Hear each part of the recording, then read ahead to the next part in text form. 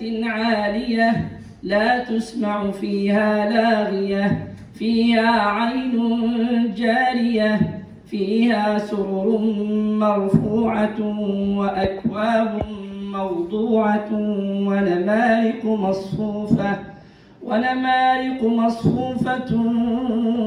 وزرابي. C'est avec émotion et grande joie que j'assiste avec vous à l'inauguration de ce congrès international sur les Nations Unies. Juste pour vous informer que la première édition, ça fait à peu près une dizaine d'années que je n'étais pas doyen, mais j'étais seulement enseignant, chercheur. C'était l'occasion que j'ai participé à la première édition en tant que conférencier, une conférence sur la géologie et les risques géologiques dans la zone.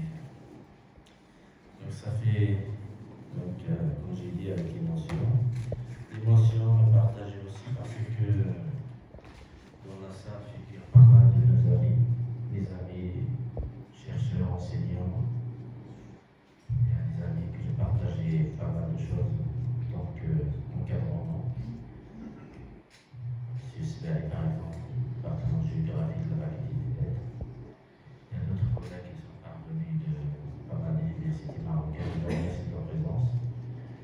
Mais l'émotion, ce qui est un peu touchant, c'est la présence de M. Ahmed Hassani, et mon professeur à la faculté d'ici. Développement bassin versant et développement durable, je soutiens chaque 4 ans. C'était la première édition, c'est 2014. Et c'était la première conférence plénière, c'était encadré par monsieur le doyen, qui était enseignant à la fac des sciences de Toujda.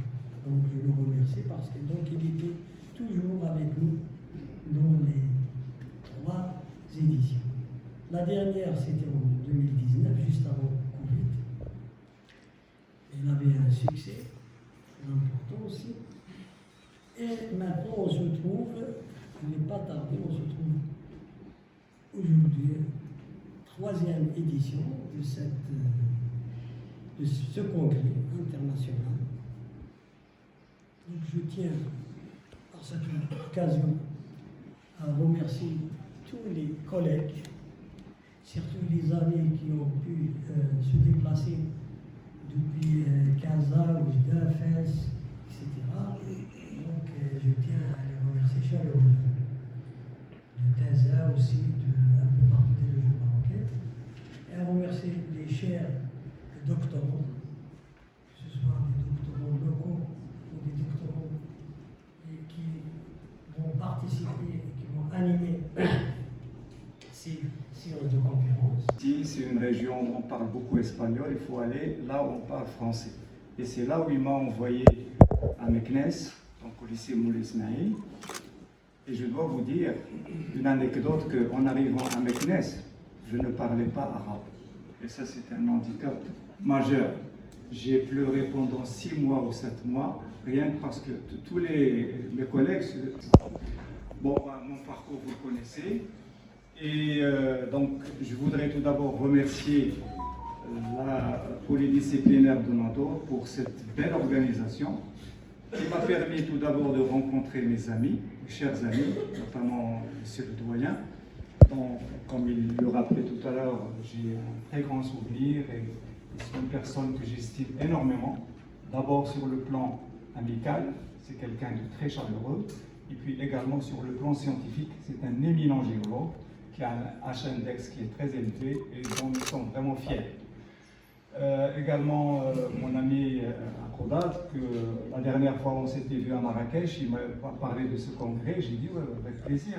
C'est l'occasion pour moi de retrouver d'abord ma région et puis mes amis, et puis également voir un peu à nouveau la géologie de la région, surtout que personnellement je ne suis pas un spécialiste de cette région-là, je travaille plutôt dans le paléozoïque, donc pour la Meseta et dans l'anti-Atlas. Donc je suis un peu loin de cela. Bon, je m'efforce de comprendre un peu cette région-là, c'est tout à fait normal. Il y a également dans la salle d'autres collègues et amis qui me sont très chers, par exemple Saïd Sgouar, donc c'est parmi mes victimes, mes étudiants à Rabat. Également M. Ouezani Hassan également, et puis je sais peut-être d'autres collègues ici que je ne reconnais pas encore, les Chinois. Alors dans le Maghar Sidi Mohamed Ben Abdallah, c'est un grand collinaire. Et j'ai eu l'occasion d'enseigner à l'école Mohammedia des ingénieurs pendant 12 ans. J'enseignais les ingénieurs hydrogéologues. Et je les amenais dans cette région-là pour faire du terrain, pour faire de la carte, et aussi pour leur expliquer pourquoi on a opté pour la construction d'un grand collinaire au lieu de construire un mur pour un barrage. Ça, c'est une question de tectonique, etc. C'est un peu compliqué, mais c'est faisable. Alors, ensuite, nous avons donc qui a été fait par André Charrière, on ne le dit pas ici, mais il n'a pas été publié par Charrière, mais par contre, Michard l'a publié dans pas mal de documents. Je tiens aussi à remercier le professeur Azdi Moussa, mon cher ami, doyen de la faculté pluridisciplinaire, pour l'accueil et aussi pour son appui à la réussite de l'organisation de cette 3e édition. Avant de commencer, je saisis aussi l'occasion de remercier le professeur El-Hassan Ahmed. Sincèrement, j'ai voyagé avec lui dans le temps géologique, même si je ne suis pas un spécialiste. Mais c'est un immense plaisir de voyager dans le temps géologique, particulièrement marocain. C'est un grand patrimoine national qu'il faut préserver, sincèrement, parce que ce que j'ai constaté, qu'il y a une exploitation de ce patrimoine géologique. Et il faut le préserver, quelles que soient les conditions, il faut le préserver, surtout quand dans beaucoup de... Donc avant de commencer ma présentation, il me paraît très important de parler de la convention de formation et de recherche entre l'INRH et la faculté pluridisciplinaire de Nador, qui date il y a une décennie. C'est une convention qui a donné lieu à une pertinente collaboration scientifique, un appui à la recherche au niveau de l'université et aussi développer tout l'arsenal de connaissances scientifiques sur la partie méditerranéenne marocaine, partie marine bien évidemment. Cette convention, donc, durant ces décennies, on a accueilli plus de 80 étudiants étudiantes et étudiants qui ont préparé leur PFE, et aussi des formations au sein des laboratoires du Centre régional de l'INRH à Nador. C'était des laboratoires d'accueil pour les PFE des étudiants. Cette convention aussi a permis la réalisation, plutôt l'élaboration et la réalisation des thèses de doctorat. Donc en total, on a pu avoir 5 stagiaires doctorants au sein de nos laboratoires de l'INRH. Et ces thèses de doctorat ont abouti, je n'ai pas le chiffre exact, mais plus une vingtaine de publications scientifiques uniquement sur la Martinique. Après les efforts qui sont déployés pour assainir la lagune de Nador ou bien la lagune de la Marchica, après maintenant c'est à peu près 10 ans.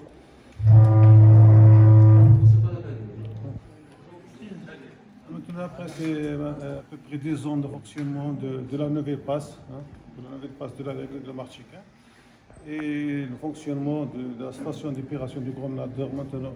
Et même il y a une autre station d'épuration à Blinsar, et la privatisation, bien la gestion déléguée de déchets solides, de l'intervention de l'ONEP. Il y a des grands efforts qui ont été réalisés. En notre part, il y a des projets qui sont installés autour de la lagune de Marchica, surtout le projet d'Atalayon, c'est d'Atalayon. Alors, est-ce qu'il est temps d'évaluer ces efforts sur l'État? Merci. Mission du ministère de l'Intérieur qui était là durant le mois de Ramadan, et maintenant vraiment on était surprise parce que samedi dernier On était dans une mission d'échantillonnage et on a trouvé tous les paramètres extraordinaires. Donc la STEP, elle est fonctionnelle.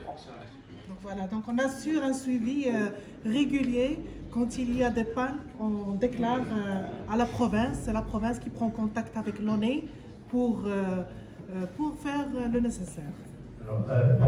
De votre exposé. Par la suite, j'ai quelques petites remarques. La première, est-ce qu'il y a une agence de surveillance de la non-pollution de notre littoral dans sa globalité, pas seulement la lagune de Marchica? Ensuite, quand je compare à l'œil nu, pas par des analyses, les eaux littorales de la rive nord de la Méditerranée et la rive sud, il y a une grande différence. Les eaux, je donnerai un exemple en Corse, dont les plages de Corse sont très limpides et sont propres, alors que dans nos plages, Tétron, un peu partout, elles sont très polluées. Alors que le citoyen de l'hémisphère nord, normalement, il pollue plus que le citoyen de l'hémisphère sud en termes d'impact carbone. La troisième question, c'est relatif à l'Oued Mlouia, dont monsieur le professeur a déjà parlé. C'est un grand fleuve qui draine donc cette partie du Maroc depuis la Haute Mlouia jusqu'à Seydia. Ça m'a étonné qu'il n'y ait pas beaucoup de métaux lourds qui se déversent dans la Méditerranée, alors qu'il draine un district minier dans la Haute Mlouia très intense, sachant que M. Zaïl a dit que les fluides ne sont pas acides pour dissoudre le plomb, mais il y a des traitements également là-bas. Il y a des traitements et on utilise des solutions où il y a des métaux lourds. Pourquoi il n'y a pas... Est-ce qu'on a détecté ces métaux lourds ou pas dans l'embouchure de Seydia?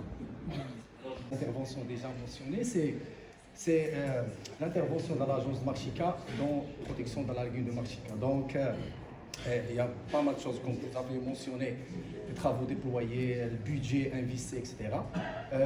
Agence de Marchica, c'est toujours c'est potentiel de suivre ces travaux, mais ça reste communication scientifique, en termes scientifiques, avec les autres interventions. Donc, je préfère, est-ce qu'il y a possibilité dorénavant d'inviter l'ONEP pour d'y débattre, pour discuter, pour poser des questions, pourquoi la station ça ne fonctionne pas. Je me rappelle bien notre réunion à Oujda sur les risques occidentaux de l'école marocaine. La question, s'il vous plaît. Posez votre question, s'il vous plaît. D'accord, c'est déjà posé. Ouais, et il voulait inviter l'ONEP à un débat sur ce sujet.